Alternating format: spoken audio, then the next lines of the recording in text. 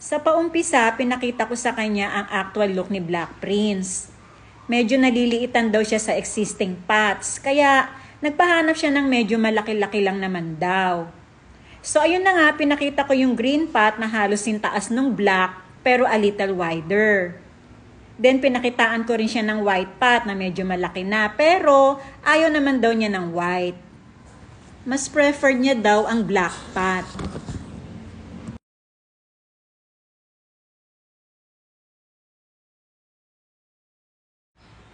So ayun, meron naman akong stock ng black pots. Kaya lang nga, almost times 2 na yung laki ng original na pinagtataniman ng Black Prince. Kaya pinakita ko muna sa kanya yung actual. Binidyohan ko yung pot.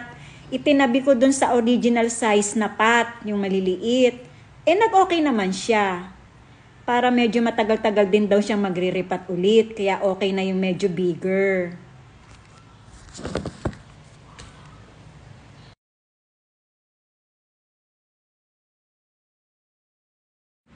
Sinubukan kong ilagay yung Black Prince sa loob ng bigger pot para makita ang magiging looks. Mas okay nga pala at may dating. So ayun, nag-go na nga si sir pero in-explain ko rin sa kanya na may price difference yung repotting. Siyempre mas malaki yung paso at mas mag-e-entail ng mas maraming organic loam soil na gagamitin. Hindi lang kasi basta-basta garden soil ang ginagamit ko. Dahil pag etong organic loam soil, mas maraming enhancers, mas maraming vitamina at mineral na content. Nagdagdag na rin nga pala ako dito ng 20% combined rice hull and coco peat para mas buhaghag ang lupa na pinagtataniman. Mas maganda kasi ito para sa mga ugat ng halaman, hindi mag-iipon ng tubig para iwas pagkabulok ng mga ugat ng mga halaman.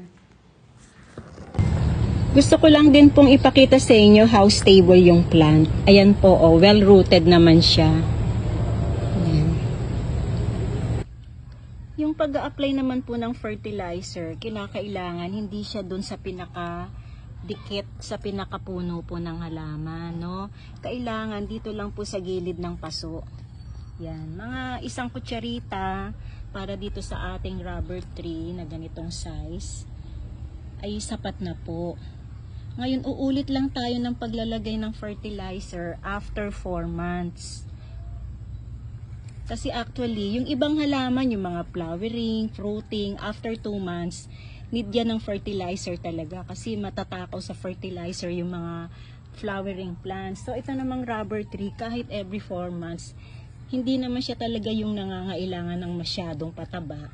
So, pwede na yan every 4 months. Ngayon, pwede nating salitan yan ng cow manure, compost, balat ng itlog, yung yung banana peel tea fertilizer or fermented plant juice.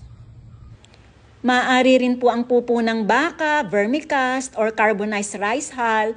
Mas okay kasi kung organikong pataba para walang overdose. So heto nga po, pagka-apply ng pataba ay dinidiligan ko na rin. At sa pagdidilig naman ng rubber plant, ang gawa ko po ay tuwing 3 araw lamang. Kasi pag madalas ang pagdidilig sa kanila, ang mga dahon nito ay nagsisimulang manilaw, nasusunog, nanghihina, hanggang sa unti-unting maglalagas na po. So ayan, ready for delivery ng ating Black Prince rubber trees.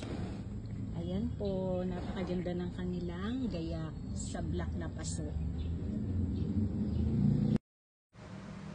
Yan lamang po ang aking pagbabahagi. Maraming salamat po sa panonood. Muli, ito po ang The Late Bloomer. Happy planting!